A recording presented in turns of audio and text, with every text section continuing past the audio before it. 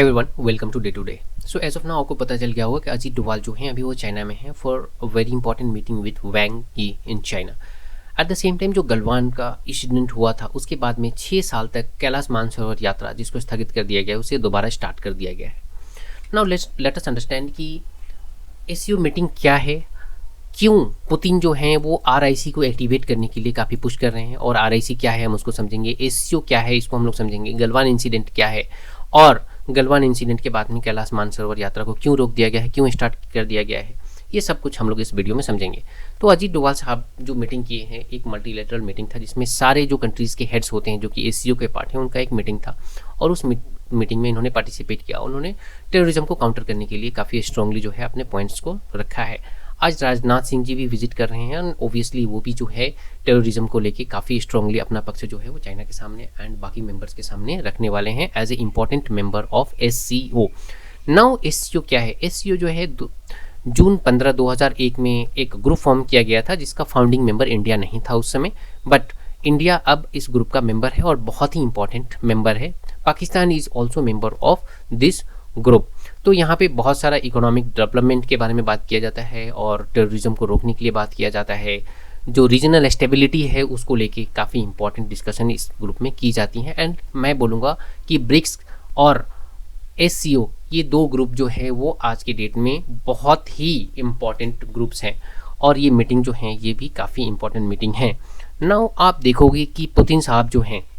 वो आरआईसी को लेके काफ़ी पुश कर रहे हैं, और उसी के तहत आपको जो एससीओ में ये डेवलपमेंट देखने को मिलेगा वो हुआ है, क्योंकि इससे पहले भी बहुत सारे मीटिंग हुए हैं एससीओ के, जिसमें कि इंडिया ने 2023 में इसको लीड किया था। उससे पहले भी ये मीटिंग जो है वो दूसरे कंट्रीज़ में होती हैं, बट ऐसा कुछ भी इंपॉर्टेंट गलवान के बाद में ऐसा डिसीजन नहीं निकल के आया था जो कि अब देखने को मिल रहा है in the form of Kailash Mansarovar यात्रा। बिकॉज पुतिन का ये मानना है कि इंडिया और चाइना को अपने जो भी इश्यूज़ हैं इसको भूल के आगे बढ़ना चाहिए। इसके पीछे रीज़न क्या है? आपने रिसेंटली देखा होगा कि यूएस ने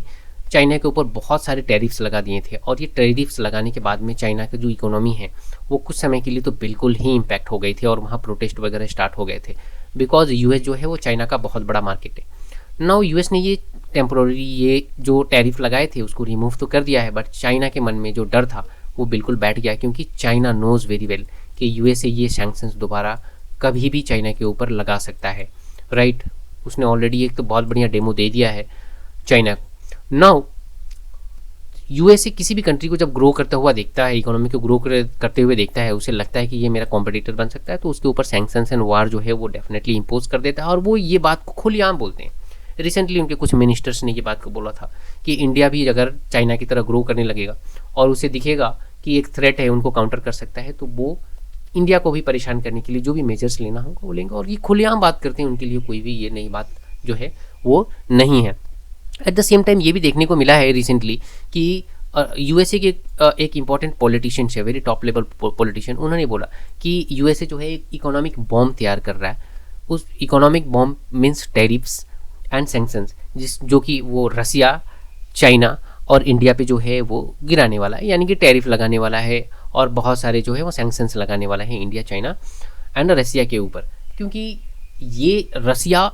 तो वार में उलझा हुआ है, बट चाइना एंड इंडिया ही ऐसे दो कंट्रीज हैं इकोनॉमी जो कि काफ़ी तेज़ी से बढ़ रहे हैं, और यूएसए को कहीं ना कहीं ये थ्रेट फेल होता है, क्योंकि उन्हें ऐसा लगता है कि कोई भी कंट्री जो है वो यूएसए की इकोनॉमी से उनकी इकोनॉमी जो है बड़ी ना हो जाए। कहीं ना कहीं उनका ऐसा थॉट हमेशा रहता है, और बिल्कुल क्लियर थॉट है उनका कि उन्हें नंबर 1 हमेशा बने रहना है इस रेस में। अब इस चीज़ को काउंटर करने के लिए रसिया जो है वो आरआईसी को एक्टिवेट करना चाहते हैं। वहाँ के बहुत ही इंपॉर्टेंट एक मिनिस्टर हैं जो कि सर्गे लैवरोव जो हैं वहाँ के रसिया के जो है फॉरेन मिनिस्टर हैं, जो कि 2004 से अपनी पोजीशन पे बने हुए हैं, और ये दिखाता है कि वो काफ़ी इंपॉर्टेंट पर्सन है, राइट? तो उनका कहना है कि जो इंडिया, चाइना और रसिया का ट्रायो है इसको दोबारा बिल्कुल एक्टिवेट होना चाहिए, क्योंकि जो ये आरआईसी का कॉन्सेप्ट है इसको 1990 के दशक में ही इसको प्रपोज किया गया था, बट इसकी पहली मीटिंग जो है ना वही होने में लगभग 10 साल लग गए। तो आप समझ सकते हो कि ये आरआईसी तो प्रपोज्ड बिल्कुल है, लेकिन ये इतना एक्टिव मेंबर नहीं है। नाउ इस रिलेशन में सबसे बड़ा जो इशू है वो इशू है चाइना एंड इंडिया के रिलेशंस, बिकॉज चाइना और इंडिया जो है बॉर्डर शेयर करते हैं, और बॉर्डर जो है दोनों देश आज तक ये क्लेम करते हैं जो कि डिफाइंड आज भी नहीं है, कहीं ना कहीं इसको लेके इशू होते रहते हैं, और इसी लाइन में जो है आपको गलवान इंसिडेंट देखने को मिला था, जहां दोनों कंट्रीज़ के बीच में एक झड़प हुई थी।